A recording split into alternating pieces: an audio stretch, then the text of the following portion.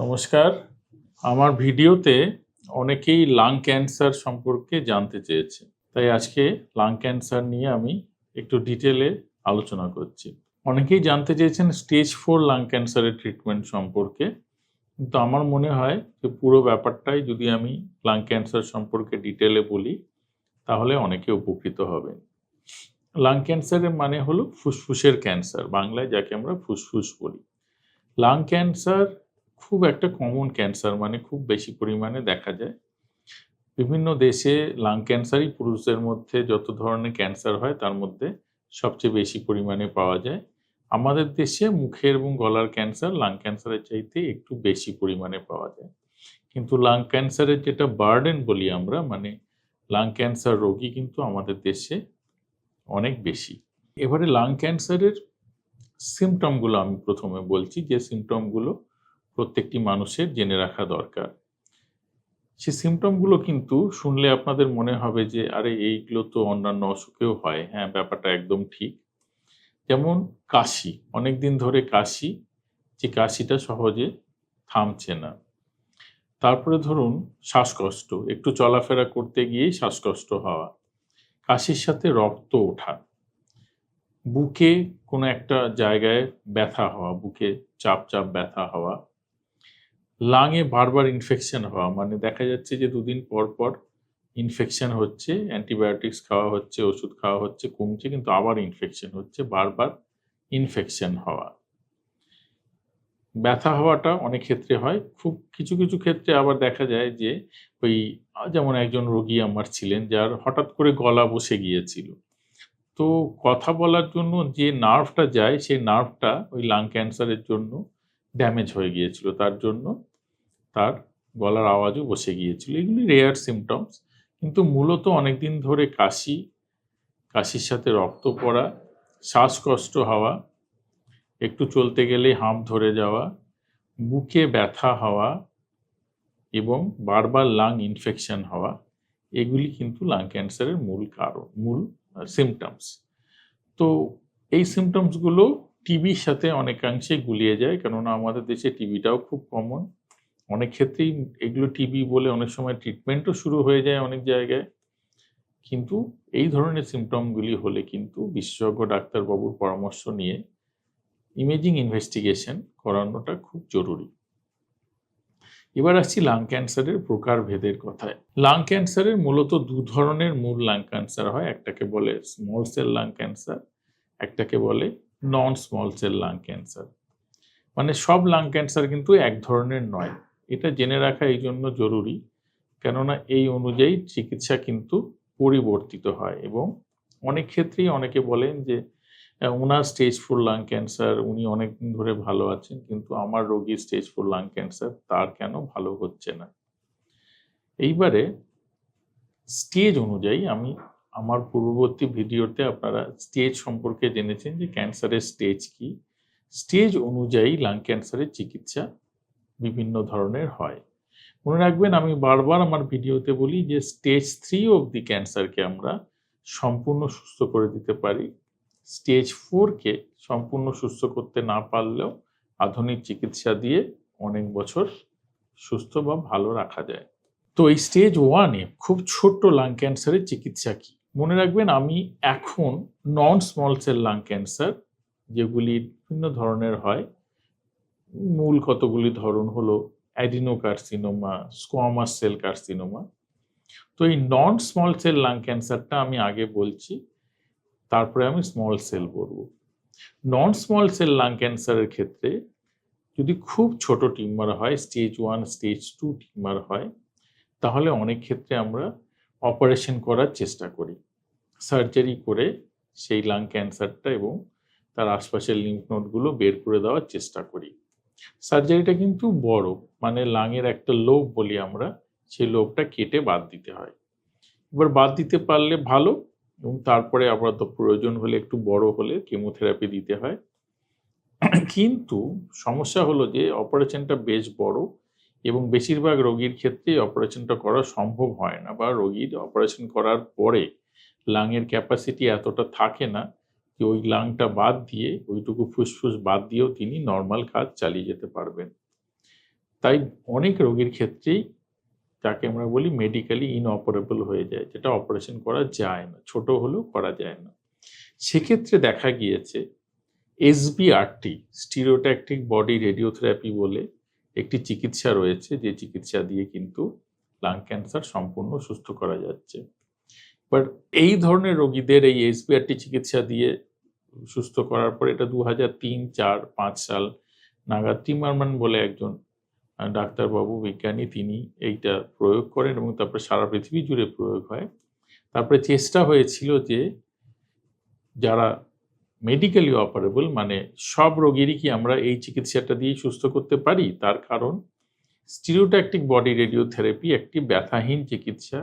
এর অপারেশনের মতো রিস্ক নেই, বা অপারেশনের মতো কাটাছেঁড়া করতে হয় না, এবং বিছানায় শুয়ে থাকতে হয় না। তার জন্য বিভিন্ন ধরনের ট্রায়াল হয়েছে। আনফরচুনেটলি ট্রায়ালগুলোতে যতজন রোগী রিক্রুট করা দরকার ততজন রোগীকে করা যায়নি, কিন্তু সেই ট্রায়ালের রেজাল্ট কিন্তু খুব এনকারেজিং যতটুকু পাওয়া গিয়েছে। সে অনুযায়ী কিন্তু সাইড এফেক্টস অনেক কম, কেন আপনারা বুঝতেই পারছেন যে অপারেশনের সাইড এফেক্টস অবভিয়াসলি বড় হবে, বড় অপারেশন। সেখানে রেডিয়েশন চিকিৎসা খুব টার্গেটেড ওয়েতে স্টিরিওট্যাকটিক বডি রেডিওথেরাপি চিকিৎসা করে সেই একই রেজাল্ট পাওয়া যাচ্ছে, এবং তার সাইড এফেক্ট ভীষণ কম। রোগী নিজে এসে হেঁটে চিকিৎসা নিয়ে বাড়ি যেতে পারেন, সব কাজকর্ম করতে পারেন। কাজেই সেভাবে দেখতে গেলে এখন আমাদের হাতে স্টিরিওট্যাকটিক বডি রেডিওথেরাপি কিন্তু একটি সার্জারির অল্টারনেটিভ চিকিৎসা, এবং সারা পৃথিবী জুড়ে এবং ভারতবর্ষেও প্রচুর এই ধরনের রোগীর চিকিৎসা হচ্ছে, এবং আমি নিজেও প্রচুর রোগীর এসবিআরটি চিকিৎসা করেছি যারা সুস্থ আছেন।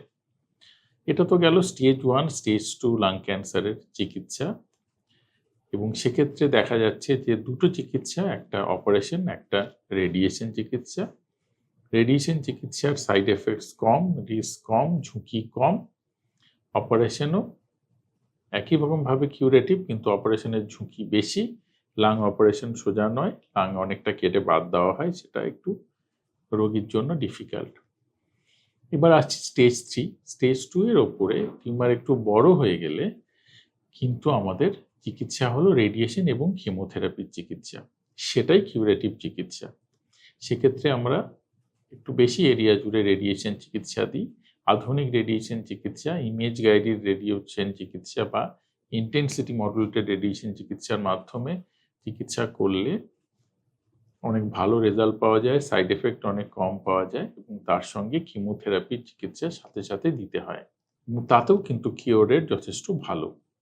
বা স্টেজ 4 এর ক্ষেত্রে কি হয়, যে লাং ক্যান্সারটা লাং থেকে শরীরের অন্যান্য জায়গায় ছড়িয়েছে। এক্ষেত্রে নতুন নতুন চিকিৎসাগুলো এসেছে, এগুলো কি আমি টার্গেটেড থেরাপি বা ইমিউনোথেরাপি বলেছি। স্টেজ 3 লাং ক্যান্সারেও কিছু কিছু ক্ষেত্রে ইমিউনোথেরাপি কিন্তু ব্যবহার করা হয়। রেডিয়েশন কেমোথেরাপি দেওয়ার পরে ইমিউনোথেরাপিও ব্যবহার করা হয়, এবং তাতে রেজাল্ট ভালো এসেছে বলে দেখা গিয়েছে। স্টেজ 4 লাং ক্যান্সারের, নন স্মল সেল লাং ক্যান্সারের, বিশেষ করে অ্যাডিনোকার্সিনোমার ক্ষেত্রে টার্গেটেড থেরাপি বলে একটা থেরাপি এসেছে, যেটা অ্যাকচুয়ালি একটা খাওয়ার ট্যাবলেট। এই ট্যাবলেটটা দিয়ে রোগী কিন্তু বহু বছর সুস্থ থাকছেন, যেটা আমি বলবো এক ধরনের মিরাকেল। যেটা আমরা যখন স্টুডেন্ট ছিলাম তখন কিন্তু স্টেজ 4 লাং ক্যান্সার রোগী 6 মাস থেকে 9 মাসের বেশি বাঁচতেন না। সে রোগী এখন 5 বছর 6 বছর সম্পূর্ণ সুস্থ অবস্থায় রয়েছেন। সেটা কি, এই যে ক্যান্সার সেলটা বড় হচ্ছে, একটা বিভাজিত হচ্ছে, একটা থেকে দুটো, দুটো থেকে চারটে হচ্ছে, এই বিভাজনের রাস্তাটা কি, কোন রাস্তা ধরে হচ্ছে, সেটা তো মলিকুলার লেভেলে হয়, মানে ডিএনএ থেকে এই সিগন্যালগুলো যায়। এই সিগন্যালিং পাথওয়ের মধ্যে মানুষ দেখতে পেয়েছে যে এই রাস্তাটা দিয়ে কোষটা বিভাজিত হচ্ছে।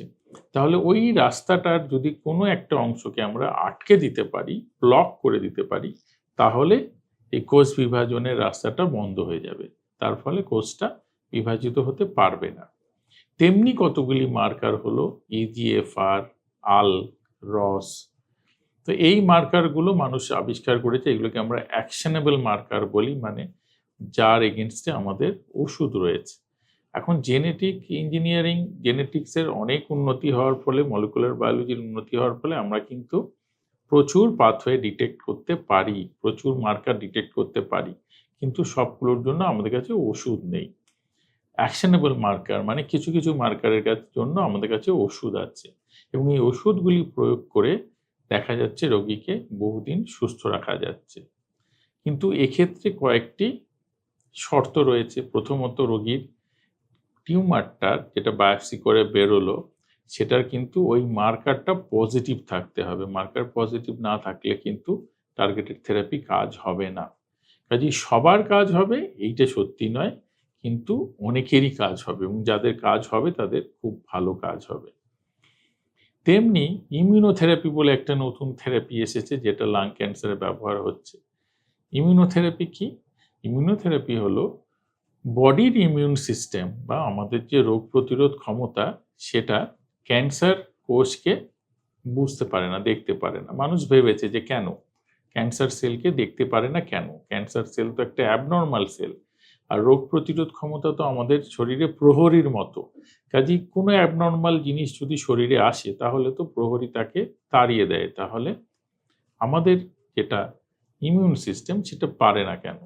তো সেটা আবিষ্কৃত হয়েছে যে কিছু কিছু ক্ষেত্রে ক্যান্সার কোষগুলো এক ধরনের মুখোশ পরে থাকে, বা একটা মার্কার তার গায়ে লেগে থাকে, যার জন্যে তাকে ইমিউন সিস্টেম ডিটেক্ট করতে পারে না।